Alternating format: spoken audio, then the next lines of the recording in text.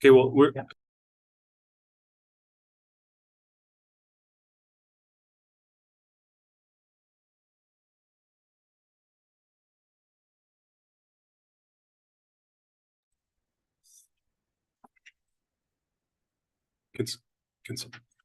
ask. Hey Ron, how are you? I'm doing well, thanks. Just using this as a way to test the sound. Yeah. If you need me to keep talking?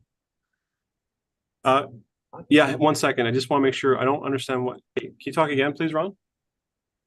Good afternoon. Hope everyone's having a good day. Yeah. We're all ready for a good meeting. Sound wasn't coming from one direction. Yeah, sorry, I don't know why we have sound here.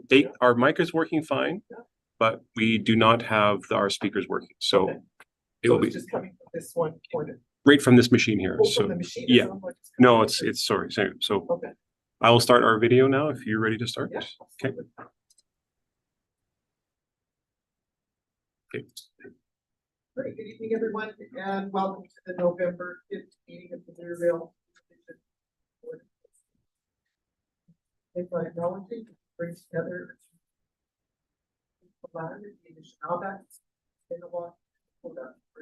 located on the homeland of the Red River Métis. And we recognize that Manitoba is also the traditional land of the Anishinaabe and Dene. Respect the treaties made on this land and acknowledge the harms and mistakes of the past and present. Dedicate ourselves to authentic alliances with Indigenous communities in the spirit of reconciliation and cooperation. I'd like to extend a welcome to everybody that is joining us this evening, whether you are in the room with us tonight, online, or joining by YouTube. We are mindful of the fact that we are keeping this meeting to ensure that our minutes are accurate. Ask that we not use them on this mission.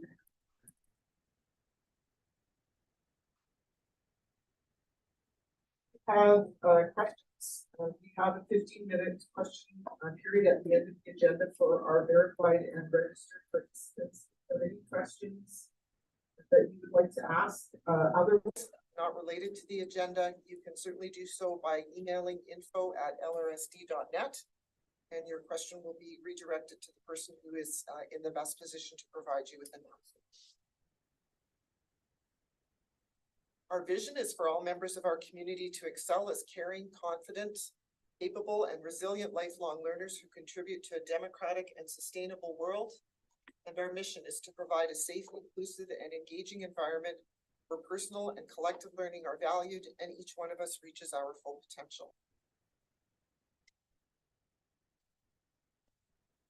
The next item on the agenda is to approve the agenda for tonight. The recommendation is that the November 7th agenda for the regular board meeting be approved. I need a mover and seconder, please. Trustee Kolachek, second. Trustee Semignola. Any questions? Seeing none, all those in favor?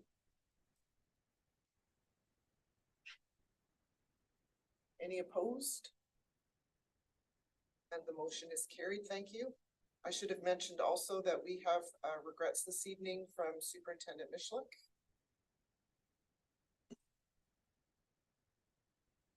Approval of the minutes from the October 17th meeting, the regular board meeting, were circulated.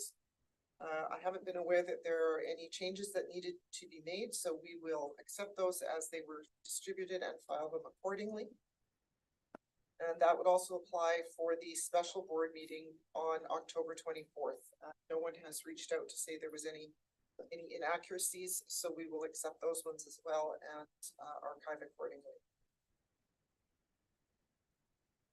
Item number 3 is an action item related to the breach of the trustee code of conduct. So last month, the board, through myself as chair, received communication from a member of the community that included a screenshot of a Facebook comment that used racist language that was made by Trustee Francine Champagne to a comment that had been, or to an item that had posted by another Facebook user. The letter writer requested a conversation around that to see if anything could and should be done. and the board has had a conversation to which trustee Champagne was invited to attend and did not. As a result of that conversation that the board had, the recommendation is that trustee Champagne be suspended for a period of 3 months without remuneration, commencing November 17th, 2023, for breaching the code of conduct regarding items 9 and 10, which speak to the use of abusive or denigrating language and the use of such language on social media and in relation to a Facebook comment made on or around October 14th, 2023. I need a mover and seconder, please. Trustee Turner, second by trustee Nordheim. There'll be no discussion on this item. I will call the question. All those in favor? Any opposed? Then the motion is carried unanimously. Thank you. That takes us to news from LRSD, starting with news from the Board of Trustees and trustee Garrier. Hi, well, thank you. November is always an exciting time for schools in LRSD, all the preparations for the winter activities, the concerts, and all of our holiday traditions.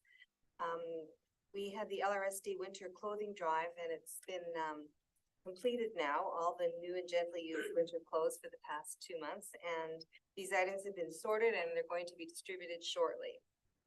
It's such a good event for our community of schools. On Wednesday, on the 8th of November, the LRSD choral celebration takes place, and everyone who's been to it says it's fantastic. So if you can get there, please do. The proceeds go to support the United Way. And if you're looking for tickets, you can either check at the LRSD website or your child's school or community.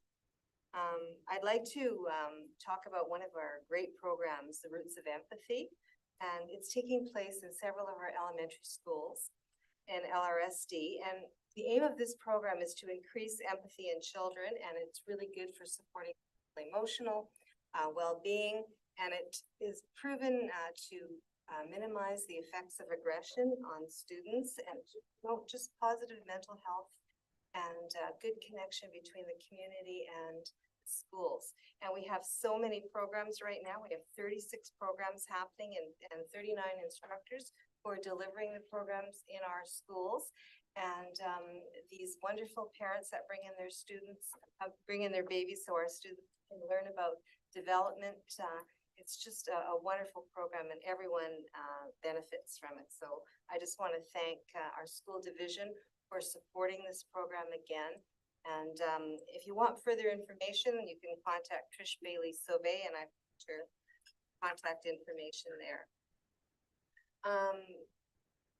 On June, I think the day is wrong here.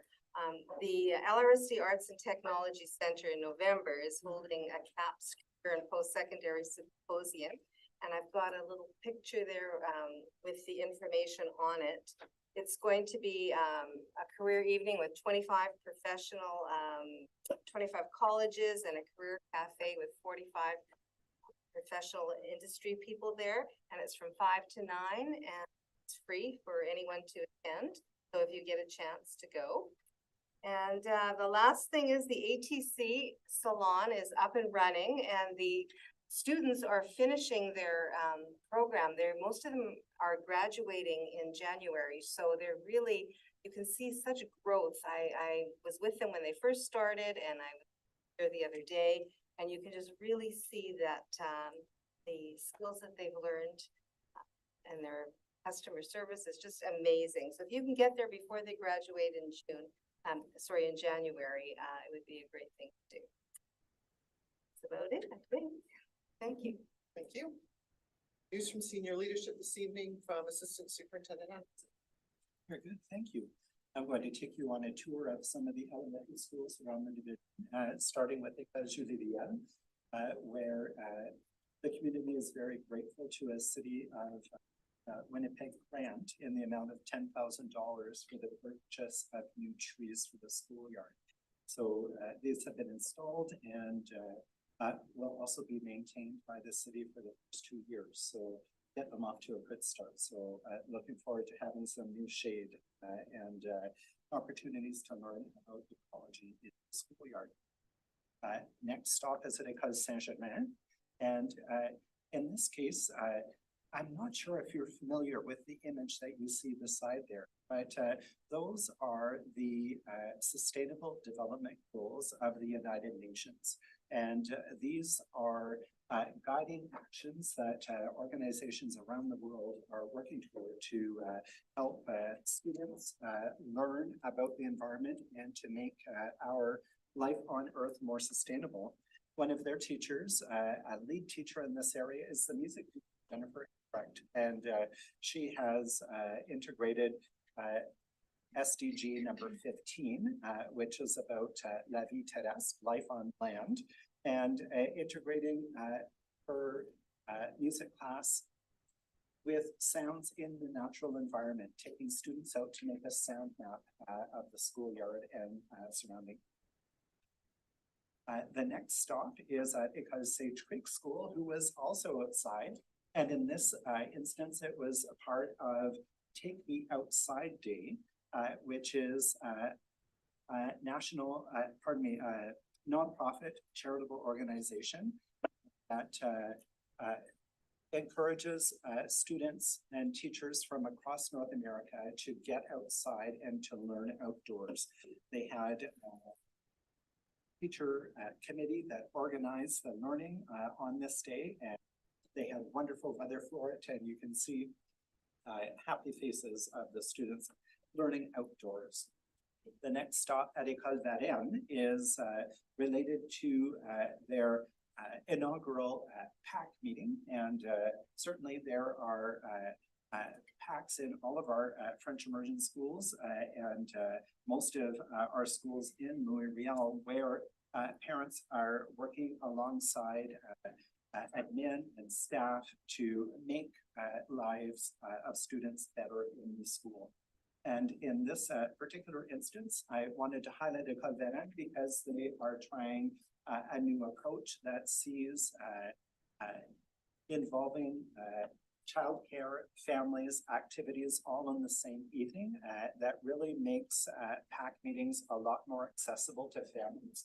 And their goal is to try and increase participation in PAC meetings with the specific goal of broadening the voices that they hear from, so that all sectors of their school community have a voice and participate in the parent council. Next stop is at École Henri Bergeron, and wanted to highlight an activity that they did for National Truth and Reconciliation Day. And you can see the artwork there that students in the school each did a personalized piece of art with the message that every child matters, chaque enfant. And you can see the diversity, the individuality of each of the students' representations, and that is displayed proudly in the school. The last stop is at the most northern school in our school division, École Provencher, and it might be a toss-up with Mary and yeah, they're pretty close. Yeah. We'll measure there.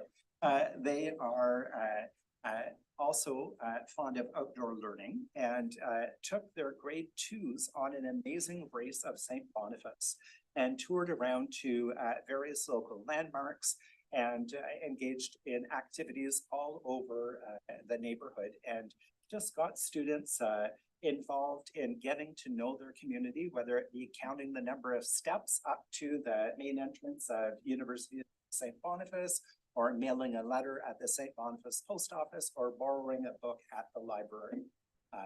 So lots of very curriculum-based activities for our community in grade 2 social studies. So just a snapshot of some of the things happening in our elementary schools. Thank you very much. Between the two of you, we did a big tour, didn't we? It's great. It's great. Thank you. Item number 5 is, oh. What? I was gonna comment on it. Oh, I'm sorry. Go ahead. Actually, I was too. Okay. Go ahead.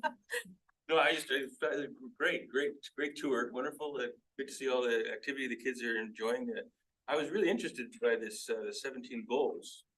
I hadn't looked it up when I saw your presentation was coming up and went through it. It's quite fascinating. Do we teach that in our schools extensively, or?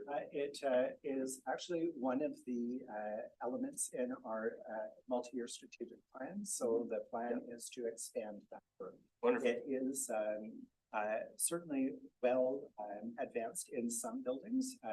Both École Varennes and École Saint-Germain are registered with Learning for Sustainable Futures and have embedded the 17 SDGs into them through. I'd heard references to it, but I've never actually seen that illustration there, and it really brings it home. So Wanted to echo your congratulations to École Varennes. As a parent at Varennes, I had the opportunity last night to attend one of their family nights, and just a really positive, welcoming, and enjoyable environment to come as a parent. Kids are taken care of, and it's very safe and fun. And I had the opportunity to secure a presentation as well. Just a one topic insight into the color code of emotional states that staff use to determine how students are doing at any given time. And just a great opportunity to go there, participate, have the kids have some fun, and learn a little insight into day-to-day life. Wanted to echo that. Congratulations. It's a great experience from a parent's point of view. Thank you. I was speaking actually with the principal and vice principal today, and heard just how engaging that evening was, all around zones of regulation and very deliberate planning, where there were a series of 8 presentations with different techniques for calming yourself, for centering yourself. So these are techniques that students are using in the classroom and that parents got to try alongside them. And at the same time, they're connecting with classroom teachers from around the building and just helping to build that sense of belonging. All right. Board Education, annual report to the community, acting superintendent Sean Paul. Given that Assistant Superintendent Anderson shared about our K-8 conversion schools, I think it's appropriate if I draw your attention to pages 22 and 23 of the ARC. Here we focus on middle immersion, and the subheading there is equity in action. So these 2 pages here speak about the historic entry in French immersion being kindergarten and grade 1, which means many of our families, whether they're new to the division, new to the country, perhaps were unfamiliar about French immersion programming early on, often are excluded from the program on that basis. And so middle immersion programming allows for late entry. And so this article explores how Manitoba Education and Early Childhood Learning recently released in May of 2023 a new policy that recommends more equitable access to French immersion programming. And so this is something that you'll see reflected throughout our multi-year strategic plan over the coming years. So just thought that that would be an appropriate piece to look at in our ARC, particularly given the sharing that Assistant Superintendent Anderson just said. Anybody want to offer any insights or any questions about the middle vision program? Okay. I just wanted to add, by timing, this Friday, I will be visiting École River High School with some French immersion administrator colleagues and members of the school and classroom support team to find out more about their late entry French program, which is a grade 7 entry.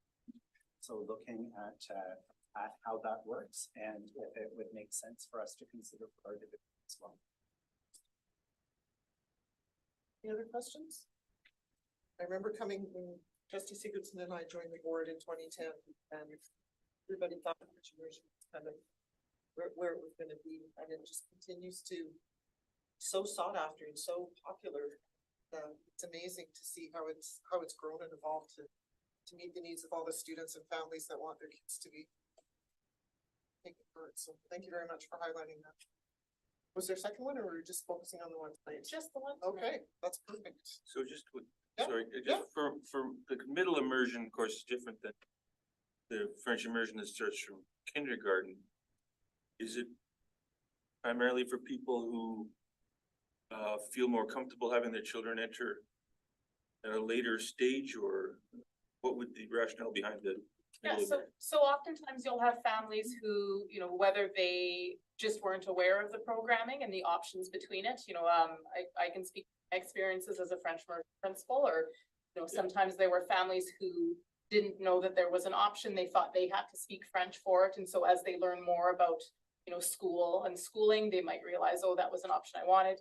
It could be a family that's new to the province and where they were schooling previously didn't offer French immersion as an option. And so this way, with our middle immersion program, that's one more entry point, and a late immersion would offer yet another entry point. So families with children who are older, because sometimes you might have to have children split up between schools based on grade level. So just providing more access to more people. Good, thank you. Item 5.2, presentations to the board. So this list is informed by conversation that we had a while ago, and what this allows is for trustees and our community to anticipate some of the information that will be shared and the opportunity that we have for some learning and to ask some questions. In some cases, depending on circumstances, this list could shift slightly. We may add or some things around. There's already been additional requests to hear from about certain programs or initiatives that are going on in the district. But if you're out in community having conversations, or if you hear somebody ask questions and there's enough presentation that's being done, certainly invite members of the community to dial in on these particular days and do some learning along with us. So it's a lots there that will take us right through till the end of May. And again, certainly an opportunity for folks to come into the boardroom and talk with us and to us about some of the great things that are going on. So we look forward to all of these. And I know not everything that folks wanted on the list is there, and do everything, but if opportunities come up to add some perspective, we'll certainly do. That takes us to staffing, and we have a personnel update by acting superintendent.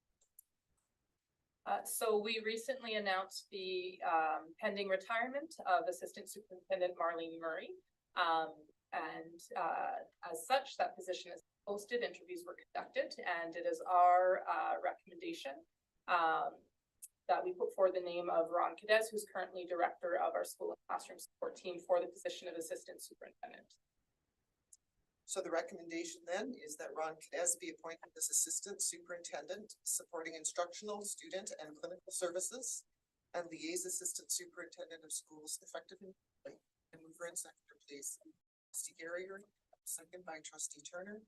Any questions on this one? Seeing none, I'll call the question. All those in favor?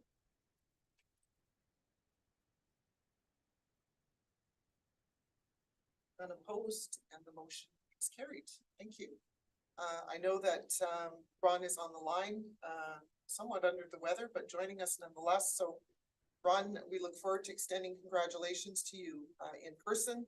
But for now, congratulations, and we look forward to working with you in your new role.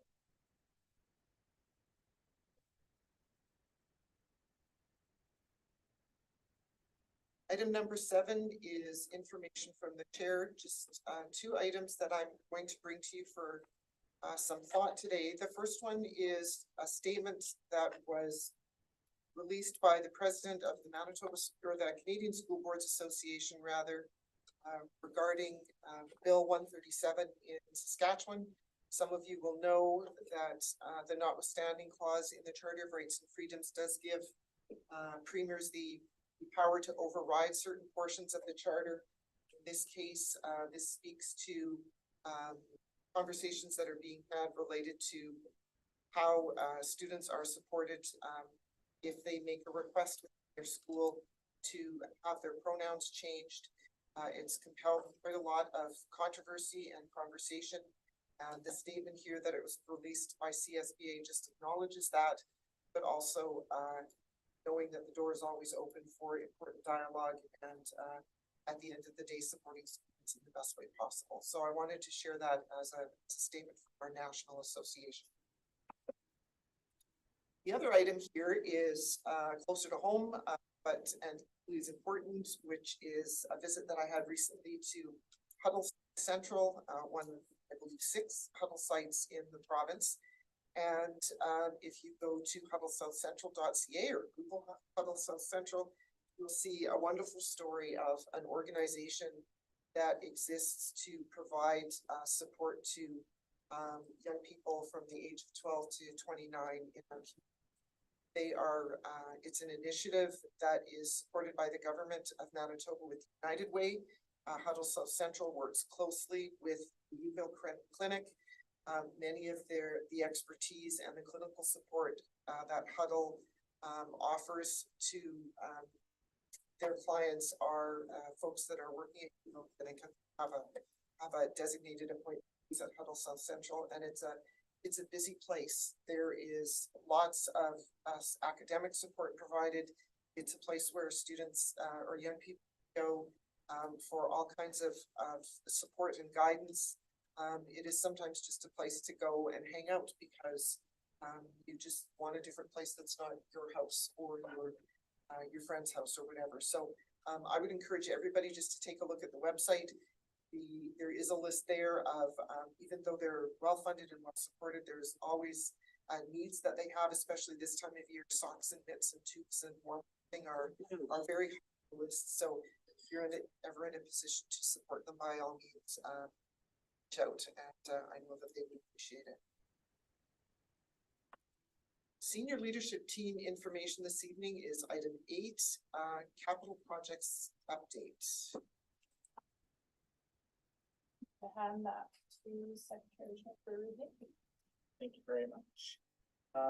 Just an update on Nicole, Ponte Vista, our new school that's being built. Concrete work is now underway. As you can, if anyone who's driven by the site, we have heavy equipment now on site. Piling work is being performed, and as of this morning, 388 piles were in the ground. TP2, so tender package 2, was awarded today. That was our superstructure elements tender package.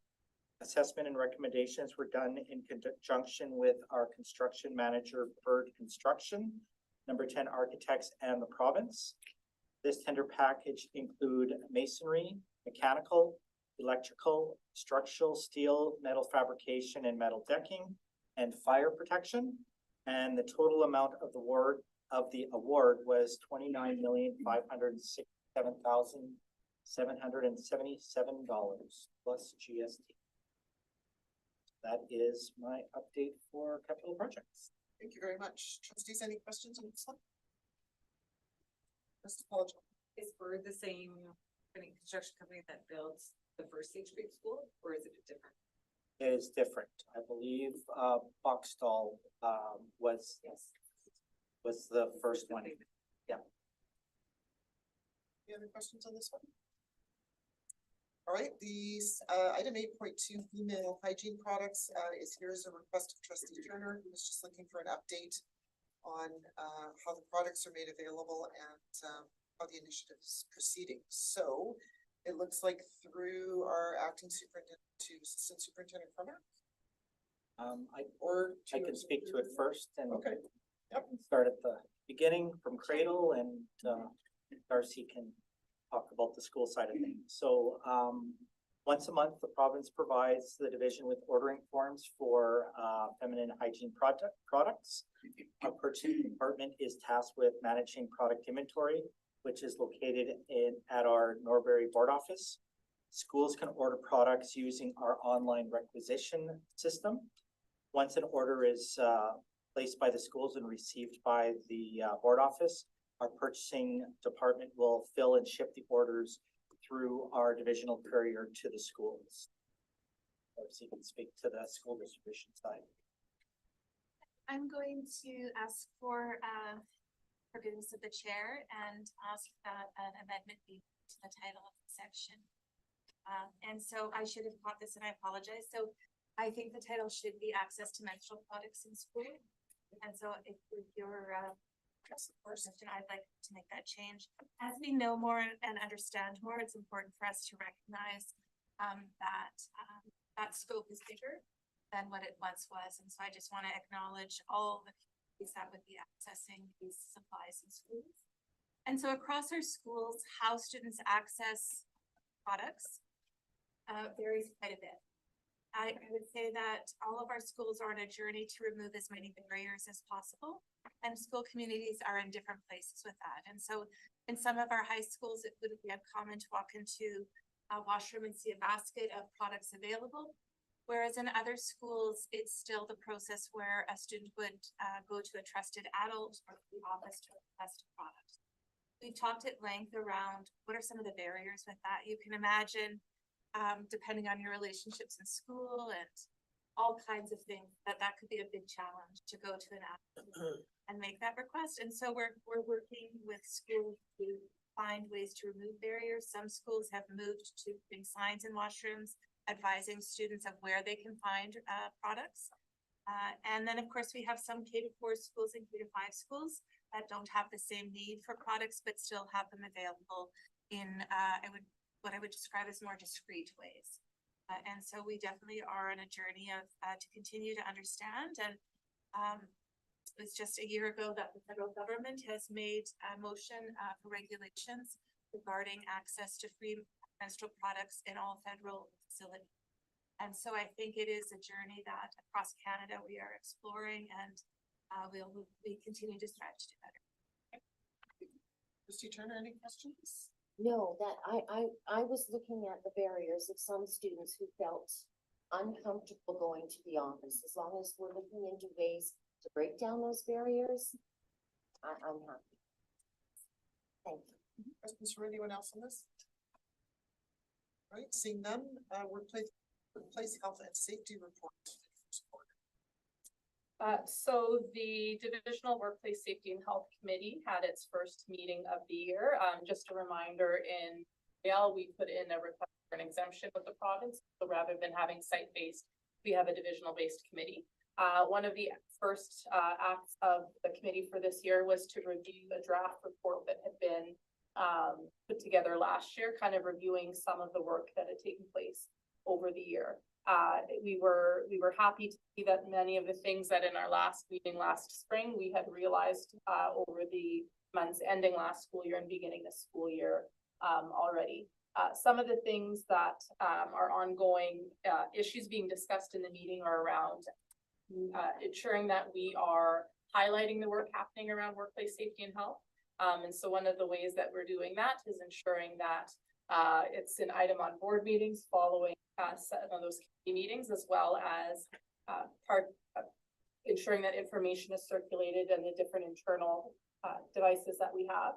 In addition to that, we are looking at ongoing training. And so one of the training sessions that we have coming up is on November 16th for our supervisors and principals, and just deepening their knowledge of what their obligations building managers and supervisors are around workplace safety and health. And that will also support some of our moves in alignment with some of our sustainable development goals, trying to reduce the amount of paper that we're using, moving to online reporting for permanent and term employee groups. So those will be some of the things that we'll be reviewing in terms of the responsibilities of principals and supervisors. One of many professional development initiatives that will take place over the course of the school year, targeting workplace safety and health as a topic. Any questions on this item?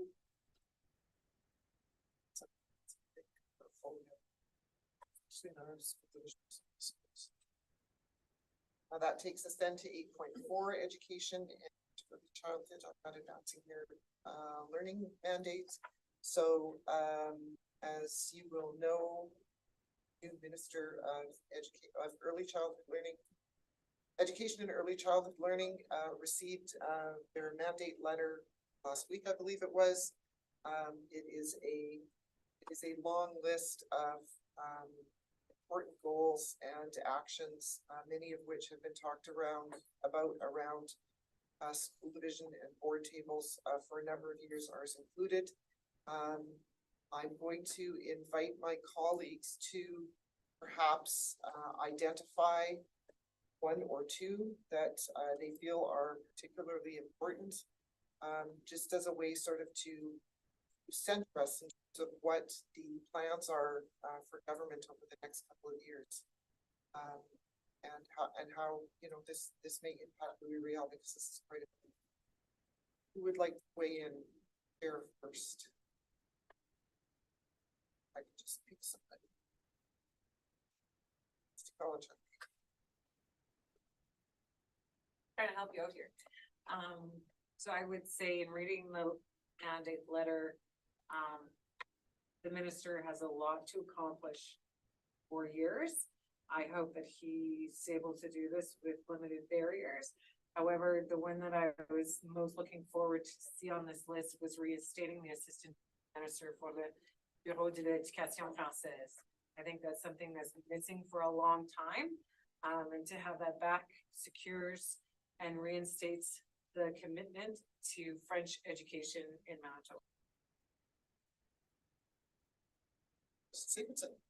Yes, and of course, we're all interested in the funding and that providing stable funding. I think that's something we can all agree needs to be addressed, but there's two other things that I noticed that caught my eye that I think are important, that I'm glad that they're turning their attention to, or the minister will be turning his attention to, is the established universally accessible nutrition program. I know we're doing a lot of work in that regard in our division, but it's we could use the help, and certainly a provincial program to assist with that would be very valuable. And also to coordination with what Trustee Kolachik said, the working with the Université de Saint-Belfast to bring in more French language educators. I think we have challenges with our growth in French immersion, particularly in LRSD, and finding qualified teachers, and certainly having more Francophone educators available to us would be very important. Mr. Carrier.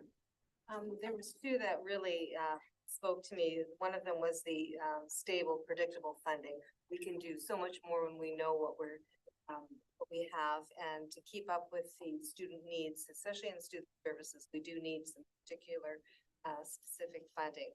Also, the hiring more the teachers and the EAs, so that affects class size, that affects quality of education. So those two, I mean, they're all wonderful, but those two really resonated with me, and I was so glad to see them. Thank you, Trustee Seminole. Yeah, thanks, Trustee Gary. Kind of pointed out to a couple of the ones that I wanted to speak to, but more importantly, if all these things, they also come with funding. You know, we had not just us, but we also had a couple other schools in the division that did kind of what we did in order for them to just meet, in order for us to just kind of meet instructional learning for this current year. Yeah. So it'll be interesting on what does predictive and stable funding mean to the, I guess, ability to be able to meet our budget on this. So obviously this is exciting stuff. I think even through our MSBA conversations, some of these are things that some people raised as issues in different areas. So I think they've got a lot of important issues. So looking forward to how everything unfolds. Yes. Anybody else want to offer any commentary? Christine or Ben? I think it's a breath of fresh air for the minister to be thinking or talking about actual academics in terms of science, math, and literacy, and recognizing that those are the main purposes of the school. I'm happy to see that they've included that. Thank you. All right, yes, it's certainly an ambitious list, but it's exactly the nail on the head in terms of talking about for years and years and years. And I think of the expertise that is around this table that can inform some of this work, and around the province. And I hope that this work is that they reach out, because there's an awful lot of awful lot of information and ideas that can inform how they tick some of these boxes. So thank you everybody for weighing in. I This takes us to correspondence. We have correspondence that was received by the board. There's an article there from the minister regarding November being Financial Literacy Month. There's a couple of emails from members of the committee. School board correspondence. We have correspondence that was sent out to, one I'll highlight is our newly elected MLAs that serve in Louisville School Division, inviting them to conversation. And then there was correspondence that was received by the board from the Manitoba School Boards Association, quite a lot of and a variety of information pieces there. Was there anything in particular that anybody wanted to highlight or perhaps one clarification on? All right, seeing none, we will receive all of that correspondence and be acted on. And so that takes us to public question period. So we have an opportunity for folks online that are and in person to ask any questions. We'll start with the folks in the room. Nothing from you. All right, going online, any requests? I don't know if I could see hands up. So if anybody online has questions, I'd like to unmute and go ahead.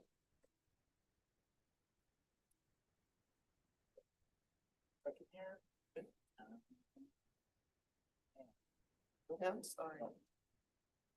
All right, seeing and hearing no questions, that brings us to the end of our agenda.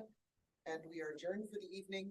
Thank you, everybody, for joining us, and drive safely and well out there. I don't know what the weather's like, but it's either skating or a thunderstorm. Who knows? All right, take care. Thank you.